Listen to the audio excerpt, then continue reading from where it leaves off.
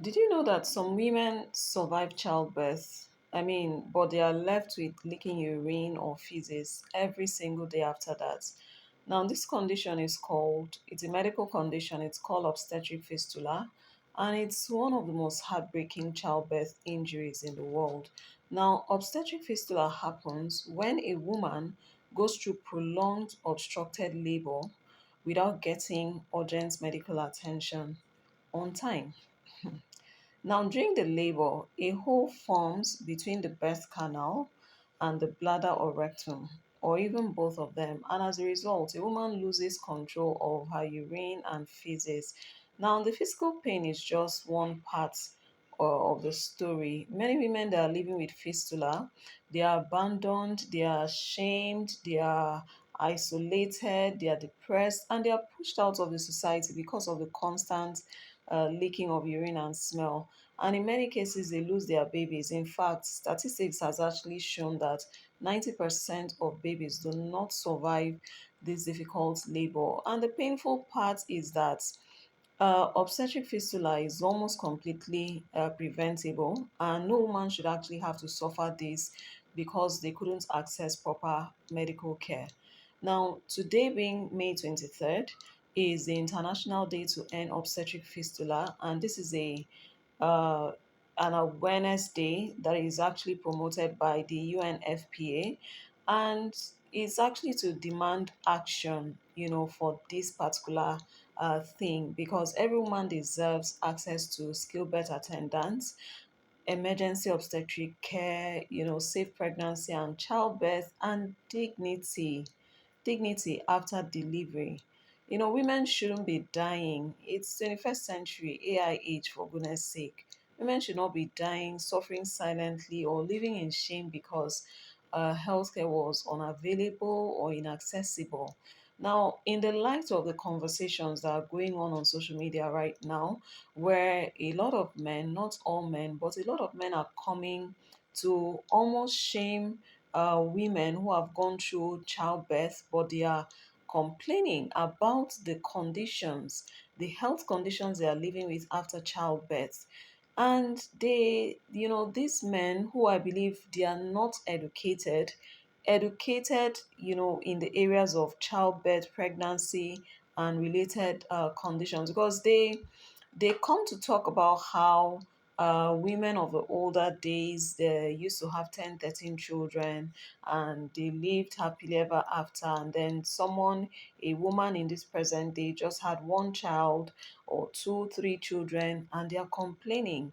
But the thing is that the women who had 10 children, that they did not complain about the conditions that they have does not mean that those conditions did not exist. And the fact that a woman is complaining about something that she's living with, her pain should not be invalidated.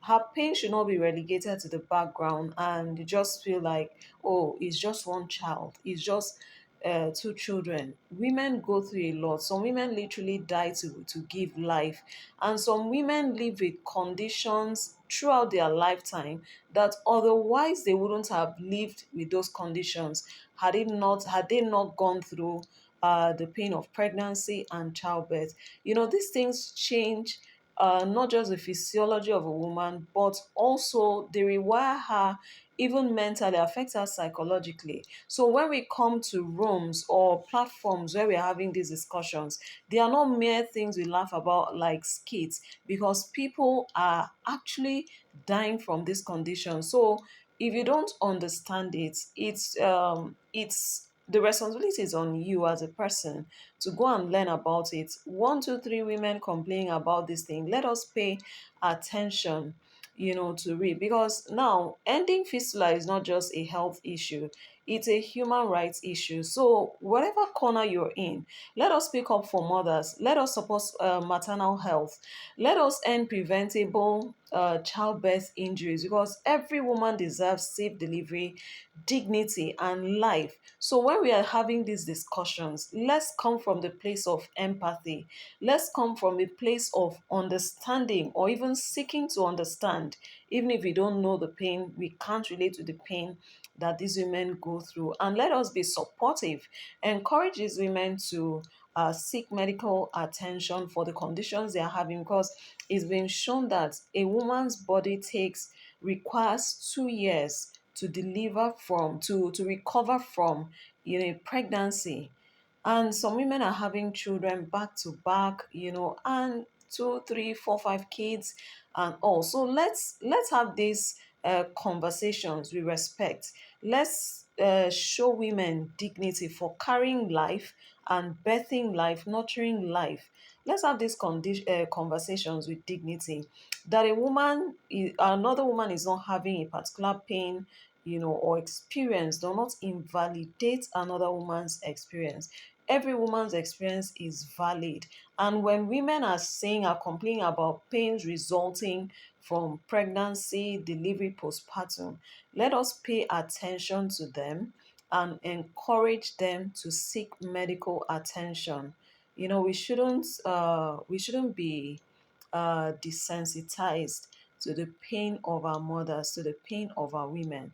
So this is me lending my voice to let us know that there is something like obstetric fistula, and it is something that is highly preventable. So in whatever space you occupy, lend your voice to policymakers, lend your voice and create awareness. Let's create a very safe environment, for our mothers, a safe environment to nurture life and birth life.